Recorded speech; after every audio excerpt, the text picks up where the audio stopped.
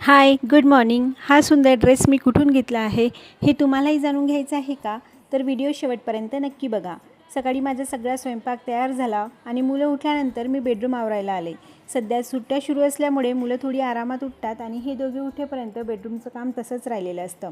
Bedsheet टक करून घ्यायला मला थोडा जास्त वेळ लागतो, कारण बेडच्या दुसऱ्या बाजूला जागाच नाही. तरी मी पूर्ण बेडशीट व्यवस्थित लावून घेतली आणि उशा नीट ठेवून घेतल्या.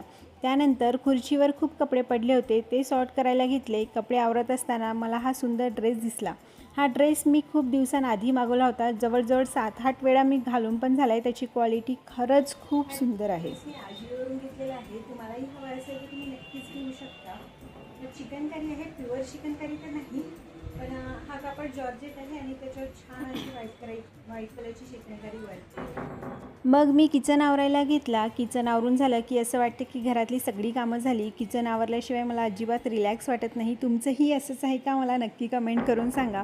मी गॅस शेगडी छान घासून पुसून घेतली आणि ओटाही पाण्याने छान स्वच्छ धुवून घेतला.